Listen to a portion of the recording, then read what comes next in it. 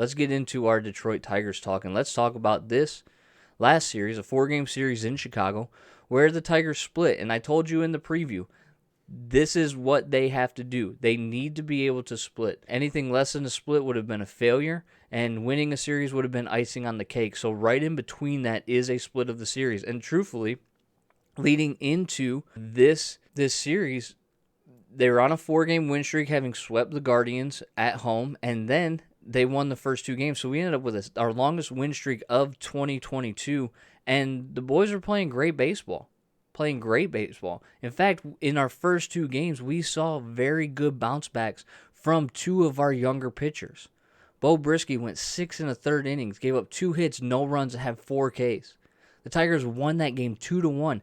How many games have the Tigers won this year when they have not scored more than 3 runs? It's not many.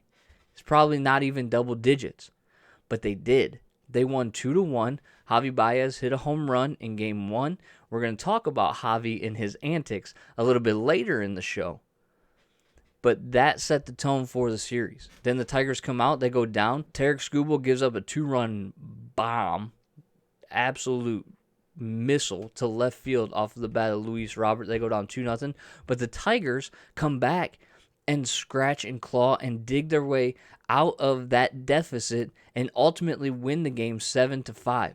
And Skubal pitched well. It was a great bounce back for our young ace, even though I'm done calling him an ace, because the moment everybody started calling him an ace, he stopped pitching like it. So let's slow down. Let's tap the brakes on the labels a little bit, and let's just let the kid pitch. He looked good.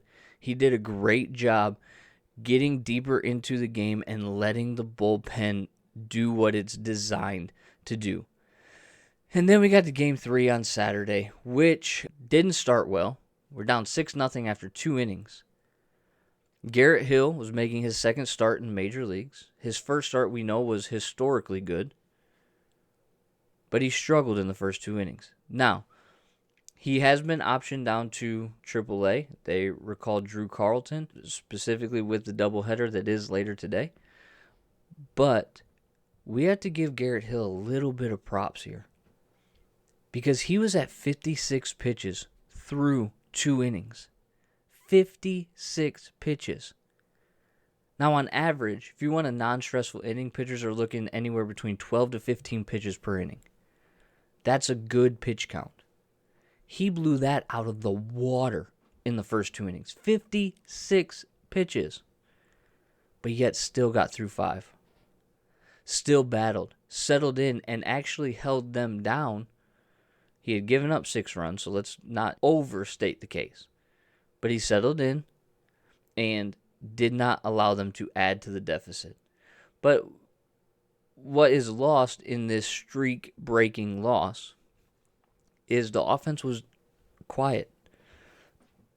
Johnny Cueto went 8 innings.